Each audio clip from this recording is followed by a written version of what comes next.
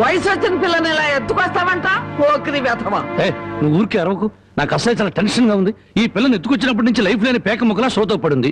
దీనికి ఏమైందో నేను కంగారు పడుతుంటే మధ్యలో టెన్షన్ పెట్టుకు. వెళ్ళు వెళ్ళి. సరే నీ ఇష్టం వచ్చినట్టు తగలడు.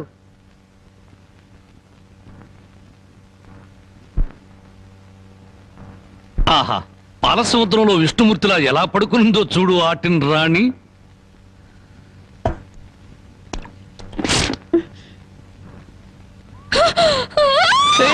అరవకు, నువ్వు టెన్షన్ పడకూడదు, నీకేం కాలేదు. నాన్న దగ్గరికి వెళ్ళాలి. మీ నాన్న మహాపాతకుడు. మీ ఊళ్ళో మీ నాన్న ఏం చేస్తున్నాడు తెలుసా? పుట్టిన ఆడపిల్లల్ని చంపే వాళ్ళని సపోర్ట్ చేస్తున్నాడు. తప్పు కదా, తప్పు కదా. నాన్న దగ్గరికి వెళ్ళాలి. నన్ను టెన్షన్ పెట్టుకో. ఇదిగో, మీ నాన్నకు బుద్ధి చెప్పడానికి నేను ఇక్కడ తీసుకొచ్చాను. నిన్నేం చేయను, నీకేం కాదు. నీకేమో నాకు కావాలంటే బామ్మని అడిగి బాగా వండించుకుని తిను. అంతేగాని అరిచావంటే మాత్రం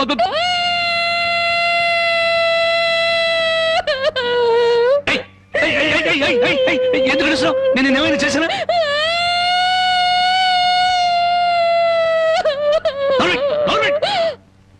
మళ్ళీ గొంతెత్తే గొంతు కురికేస్తాను. నా కోపం వచ్చిందనుకో ఏం చేస్తానో తెలీదు. టెన్షన్ టెన్షన్ వచ్చేస్తాను. తిను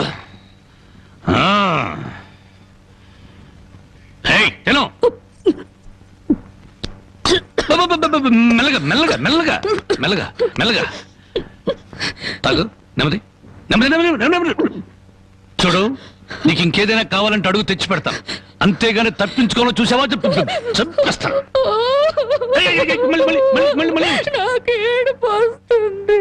కడుపు వస్తే బాధపడాలి కానీ ఏడుపు వస్తే ఎందుకు బాధపడాలి?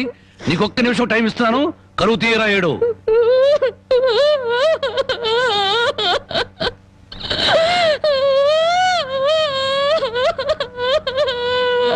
ఆహా, ఇంత చక్కటి ఏడుపు నేను ఎప్పుడూ చూడలేదు.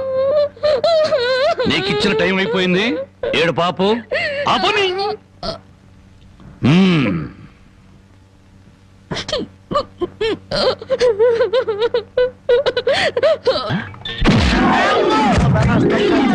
నీ నోరు పాడా, నీ దొంగతనానికి నా ఇల్లే కావాల్సి వచ్చినాడా? నీ అమ్మకడుపు మాడా, నీ కళ్ళు కాకులు బేకా, నా మురుగులు ఎందుకు ఎత్తుకెళ్ళావా? ఈ సంచిలో ఏమన్నారా?